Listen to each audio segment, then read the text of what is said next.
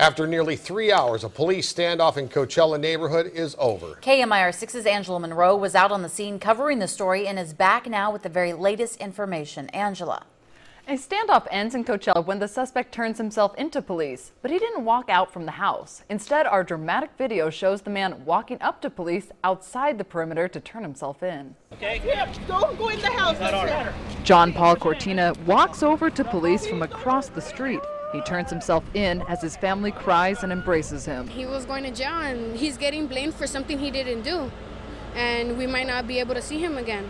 It was quite the amazing scene, which started when a car pulled up, two men walked out of it, and then they told me that this was the man that police were looking for and proceeded to walk down the sidewalk and turn that man in. Just before 3 this afternoon, police went to a home in Coachella off Tyler Street. Indio police say John Paul Cortina is wanted for a drug warrant and other possible crimes. We set up a perimeter. The officers attempted to make contact with Mr. Cortina in the residence. He refused to come out. They knew that somebody was in there. The sheriff's department came to help. SWAT vehicles and dozens of officers surrounded the house. But Cortina's family says none of that was necessary. They didn't have to bring all this and everything blocked down the streets. They could have just searched like how they were going to say they were, right? And we told them that my cousin was in the house, John Paul wasn't in the house, that he had left. And then they didn't believe us, so they're all like, well, we're going to do what we have to do.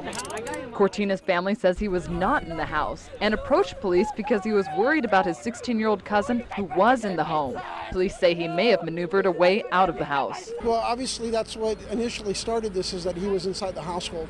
Obviously, if we would have known that he was not in the household, we wouldn't have got to this extent that we did right now.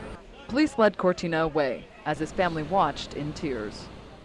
And that standoff lasted for about 5 hours. Police arrived at 3 and Cortina turned himself in outside the house at 8 p.m. Elizabeth, back to you.